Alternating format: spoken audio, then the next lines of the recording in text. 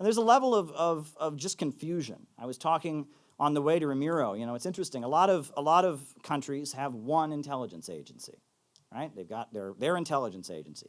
The USA, we have the CIA, we have the FBI, we have the NSA, we got Air Force intelligence, Army intelligence, Naval intelligence, Coast Guard intelligence, you know, I mean, and a whole bunch that we've never heard of, most likely. We got the NYPD that has an office in almost every state. It's got an office in Tel Aviv.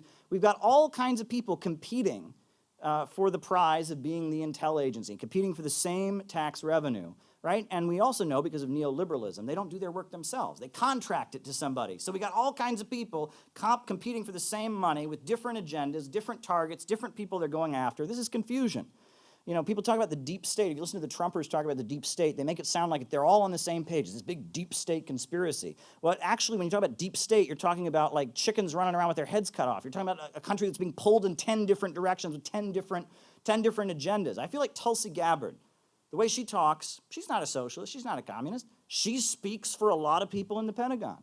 A lot of people in the Pentagon whose job it is to fight terrorists and fight al-Qaeda have read a history book and are like, okay, so why are we fighting Assad when he's a guy who's, you know, gone after al-Qaeda? Why did we overthrow Gaddafi when he's a guy who's fought with al-Qaeda? Why are we friendly with the Saudis where that ideology, that Wahhabi ideology comes from? There's a lot of people in the Pentagon who probably agree with every word Tulsi Gabbard says and said this war on terror is helping the terrorists. It's not hurting the terrorists. What's going on here?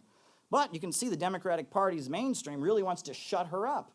However, you'll notice that Fox News is pretty friendly to Tulsi because there are people in the Trump camp who feel that way, but you'll also notice there are a lot of people in the Trump camp who don't feel that way. There's a lot of confusion as a result of the fact that the rate of profit is falling, that we're having an economic crisis that was created by technology, that they don't need workers and the means of production anymore. Marx describes workers as appendages to machines, but we now have machines with no appendages.